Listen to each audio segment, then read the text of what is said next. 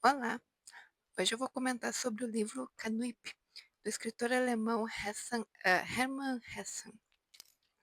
Esse livro ele conta a história do personagem principal, o Canuip, em três. Parece tipo três contos, mas é a história do mesmo personagem.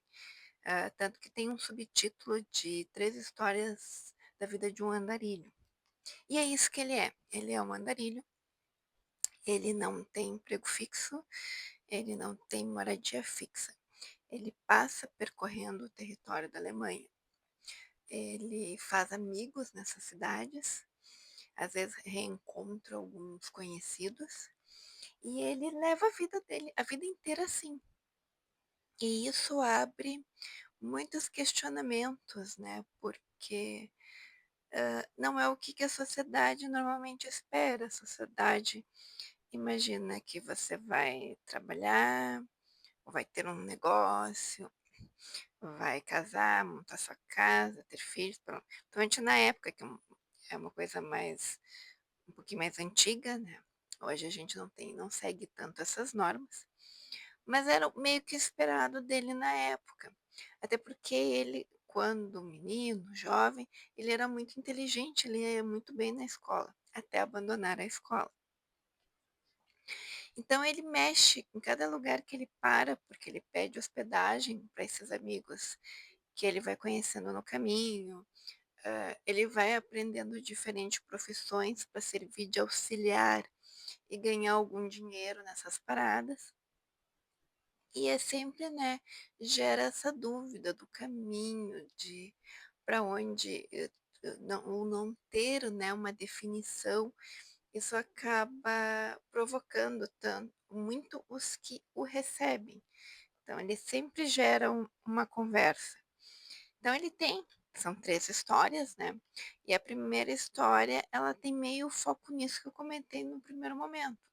Ele para na casa de um conhecido, ele já passou por aquela cidade algumas vezes, esse conhecido recebe muito bem, e ele vai ali conversando, circulando, ele está se recuperando, que ele andou doente, e gera esses primeiros questionamentos.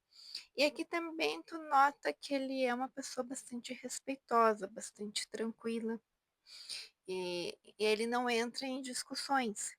E se não entrar em discussões também é refletido daí na segunda história, que é quando ele encontra uma outra, a princípio acompanhado de outra pessoa que também quer caminhar por aí, mas as ideias dos 2 começam a divergir.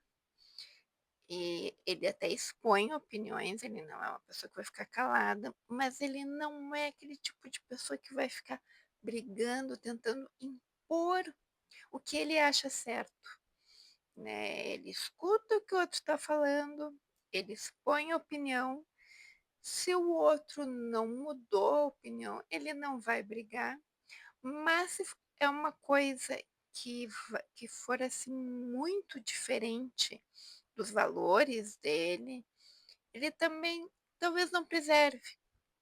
E aí o final tem a última história tem o sugestivo nome de O Fim, que é realmente o fim do personagem, né, ele já tá velho, ele tá doente, e ele começa um retorno para a sua cidade de origem.